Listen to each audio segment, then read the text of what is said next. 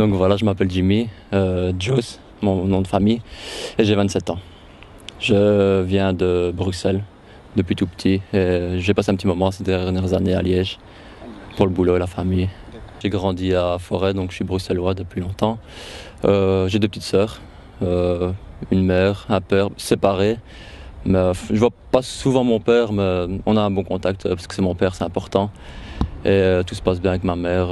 Ouais, j'ai vécu aussi beaucoup avec mes grands-parents qui m'ont éduqué une partie de ma jeunesse, pendant que ma mère travaillait beaucoup, comme elle était seule. Honnêtement, j'ai bien grandi, on allait en vacances quand on pouvait.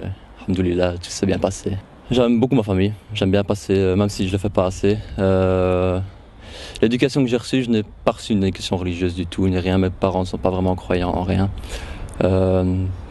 Comme tout le monde connaît, quand en primaire, on suit un petit peu les cours catholiques et on va à l'église, mais j'aime pas un grand. Je me rappelle plus trop de comment ça se passait. Disons que j'avais beaucoup de potes marocains déjà à la base, quand j'étais tout petit, donc j'allais très souvent chez eux. Voilà, on voit un petit peu comment on peut penser dans une bonne famille où on mange bien. Voilà, c'était ma première approche, quand on mange bien, le couscous et tout ce qui se passe comme ça. Mais ma première, ça remonte à, quand même, j'avais 17 ans, hein, ça remonte à 10 ans. Mais je me rappelle que j'étais pas d'accord vraiment sur un sujet de la femme voilée, évidemment. Je comprenais pas trop pourquoi on faisait ça et tout, pourquoi on mettait.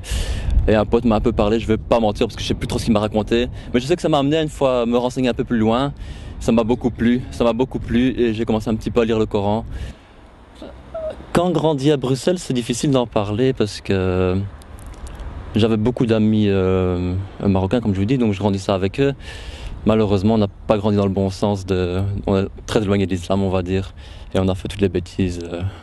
Comme beaucoup de jeunes, je pense, savent très bien. On ne va pas détailler, mais j'ai fait pas mal de bêtises. J'ai suivi. Mais malheureusement, de la religion, je ne connaissais pas grand-chose parce que voilà, je savais parler marocain, mais les insultes. Malheureusement, mais je suis quand même quelqu'un qui écoute. Je suis très timide, donc j'écoute. J'entendais quelques petits trucs par-ci par-là, mais rien d'énorme. Le problème, c'est que je me rappelle souvent du 11 septembre, hein, ce fameux. J'ai eu une très mauvaise vision par rapport à ça. Et voilà, d'où j'en suis venu avec la conversation avec mon ami une fois sur le voile, parce que je voyais un petit peu tout ça négativement, quoi. Il y a eu ça, puis il y a eu, voilà, je voyais les femmes en voilée, je comprenais pas trop. Malgré que j'allais toujours chez mes potes et que sa mère était voilée et tous ces trucs-là, hein. Voilà. Mais quand j'ai commencé à... justement, j'en reviens en fait que quand j'ai commencé à parler de ça et que j'ai commencé un petit peu à lire le Coran, ça a un petit peu changé ma vision là-dessus. Et par après, je me suis un petit peu éloigné de l'islam. Donc pendant presque 10 ans, on va dire, je me suis vraiment éloigné. Donc j'ai plus vraiment eu de contact avec l'islam, on va dire. Ça fait en vérité donc 10 ans que je crois juste en Dieu l'unique, même si j'ai un peu dévié. Voilà, comme tous les jeunes, je suis sorti, j'ai fait tout ce qu'il fallait.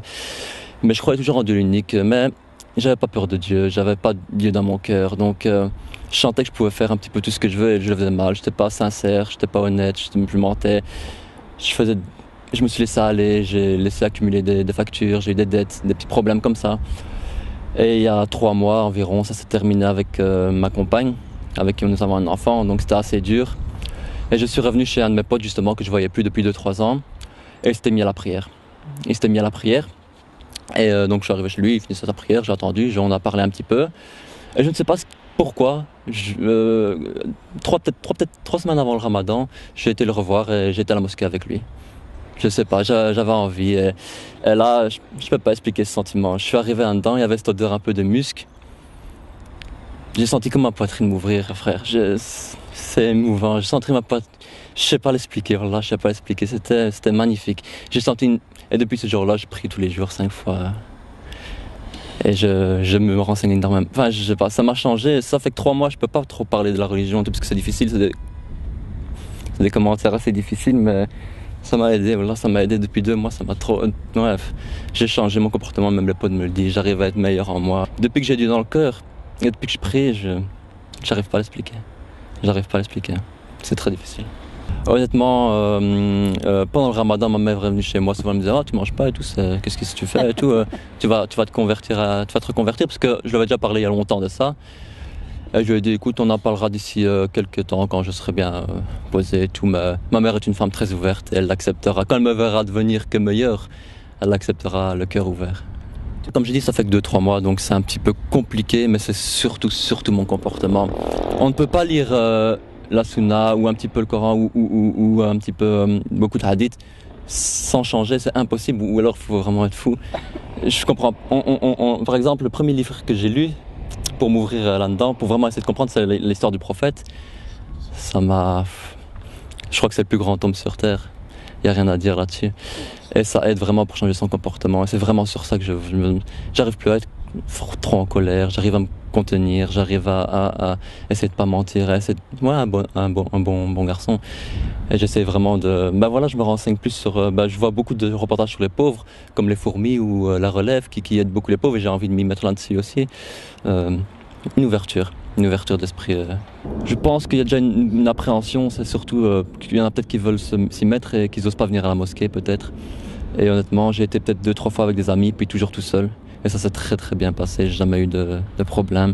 Une ouverture, voilà, c'est ouvert, c'est gratuit, il faut venir. Il n'y a rien à faire, c'est comme ça.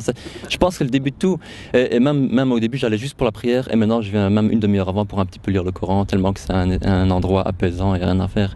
Je pense que le début de tout, pour le reste, je peux pas trop encore. Je pense que c'est une bonne chose parce qu'on peut rencontrer vraiment des frères. Je viens ici depuis une semaine ou deux, je connais déjà 10 personnes presque, donc c'est vraiment bien. Enfin, à la fin de mes prières, je demande que je sois bien guidé dans ma religion, que j'arrive à bien faire les choses. Tu regardes les pauvres, tu regardes tout ça. Mais voilà, encore une fois, sur l'islam, quand on parle de la zakat, donc de l'aumône, on peut encore une fois se rendre compte que c'est une belle religion parce qu'on aide tout ça et c'est très important. Donner le peu qu'on peut, mais un souhait sur l'avenir, ouais, c'est que les mosquées se remplissent plus.